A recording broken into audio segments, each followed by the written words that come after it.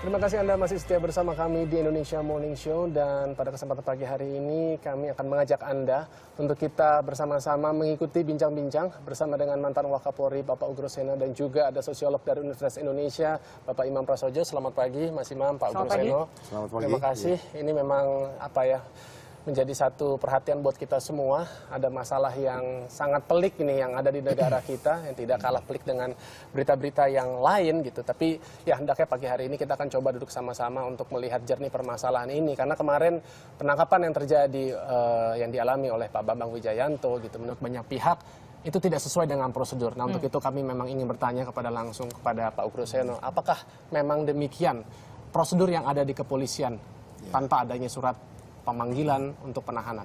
Ya, saya melihat bahwa di sini kan pasti harus ada etika penyidikan yang sudah ditetapkan oleh dengan peraturan Kapolri. Begitu ada laporan, kan biasanya dipelajari laporan bisa 1 minggu, 2 minggu baru mulai dipanggil saksi. Bisa juga hari itu kalau ada waktu dipanggil saksi. Pekerjaan polisi kan banyak. Nah, setelah dilengkapi dengan alat-alat bukti, ya sama kita harus belajar di KPK. Untuk menaikkan status jadi tersangka itu juga perlu waktu. Pak Budi Gunawan dinyatakan tersangka juga butuh waktu. Nah, kemarin tiba-tiba langsung ditangkap dengan cara-cara ya menurut saya tidak berdasarkan etika profesi penyidikan, ya etika profesi kepolisian. Itu yang menimbulkan kesan ya semua orang marah. Kalau tidak marah juga lucu. Bayangin seorang yang sedang mengantar anak sekolah diikuti seperti pejabat negara. Dan biasanya pejabat negara, saya pernah di dalam, dirapatkan dulu bagaimana yang enak, digelar dulu perkaranya. Ini kan waktunya sangat singkat. Nah, kesannya di situ ya, kalau orang mengatakan itu sebagai rekayasa ya wajar menurut saya. Tapi memang perlukah sih sampai diborgol seperti itu? Nah, itu yang kadang-kadang kesan-kesannya bahwa seolah ini penjahat besar. Kemudian juga untuk mungkin pressure dan sebagainya. Ini kan yang sebetulnya perlu dihindari. Seperti menahan kan bukan wewenang. Dapat menahan, ini bukan wewenang loh, bukan hak. Tapi polisi diberikan kewenangan untuk dapat menahan. Ini yang kadang-kadang dianggap bahwa polisi harus menahan. Ini yang menurut saya juga perlu ditinjau ulang ya. Nah, kalau misalnya dari Pak Imam sendiri setelah melihat adanya kejadian seperti ini nih Pak, lalu juga dengan kejadian juga seperti Pak Ugroseno bilang bahwa penahanan ini kok tidak beretika seperti itu. Sebenarnya apa yang Pak Imam lihat gitu dari kejadian seperti ini? Saya kenapa tadi malam juga datang sambil mengingatkan ke semua teman ya bahwa ini institusi Polri yang dikorbankan oleh segelintir orang yang mungkin punya kepentingan. Kita lihat ya Pak Ugroseno ini mantan Wakapolri berbicara seperti ini. Dan banyak lagi yang lain ya di dalam kepolisian juga. Tadi malam saya ketemu dengan prajurit sambil dia kebetulan mengenal saya, dia menepuk saya sambil berbisik-bisik tentunya. Kalau lagi kayak gini kami yang susah Pak. Itu polisi-polisi yang menjaga itu. Hanya karena ada kepentingan-kepentingan yang ada di atas, dan itu pun nggak semua. Nah, jadi saya pada saat tadi malam datang itu ke Bareskrim, kantor Bareskrim, itu ini sebuah taruhan ya di Republik ini.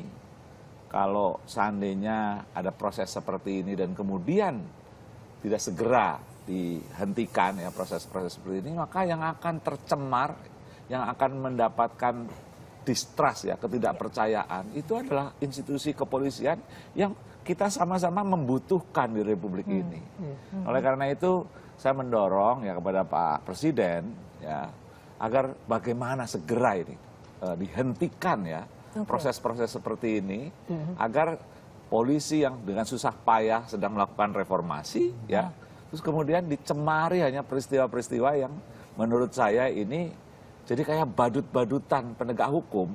Tapi kalau Anda melihat apakah ini memang ada upaya untuk melemahkan peran KPK tuh, Mas Imam? Ya, saya serahkan kepada publik ya, bagaimana sebuah kasus ya yang sudah bahkan sudah ditutup kasusnya itu ya, tahun 2010 ya, dicabut ya. Terus kemudian kasus itu juga bukan kasus yang menimbulkan sebuah pertanyaan besar gitu. Saya dulu masuk ke dalam tim seleksi KPK ya, dan itu juga ditanyakan Dan itu ada berapa banyak orang yang menseleksi, menanyakan hal itu, dan itu nggak ada masalah. Kemudian waktu fit and proper test di DPR, seingat saya juga ada yang menanyakan, dan itu tidak pernah menjadi masalah. Tiba-tiba muncul kembali dengan proses yang tadi Pak Ugroseno katakan. Proses, apalagi ini saya mendengar ya komisi anak yang memperhatikan tentang anak, ini kan lagi-lagi tadi sebuah cara-cara ya penangkapan yang tidak, bahkan ada yang mengatakan ini uncivilized, tidak beradab. Saya sih bukan bermaksud untuk mengait-ngaitkan, tapi kalau coba kita telusuri, ini permasalahannya berawal dari pelaporan seseorang yang kita tahu Pak Akid Sugianto adalah anggota Komisi 3 DPR RI saat ini yang dulu bermasalah gitu. Dan kita tahu Komisi 3 sangat erat kaitannya dengan kepolisian dan juga penegak hukum gitu. Dan saat ini kita juga memang masih mencari solusi dengan status penetapan BG Budi Gunawan sebagai tersangka oleh KPK. Jadi sepertinya ini tuh kok kayak ada kaitannya, walaupun sebenarnya tidak ada masalah yang berkaitan gitu kan sebenarnya gitu loh Pak Ugroseno. Kalau Mas Imam punya tanggapan? Masyarakat ini kan punya akal sehat ya. Walaupun dikatakan ini sebuah proses hukum biasa gitu kan, ini nggak ada kaitannya dengan masalah-masalah itu. Itu dia.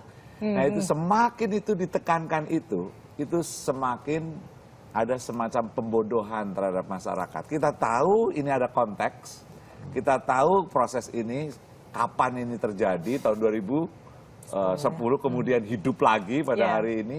Jadi ini yang saya kasihan dengan seperti Pak Ugro yang sudah mantan saja itu pasti ngenes itu loh. Iya.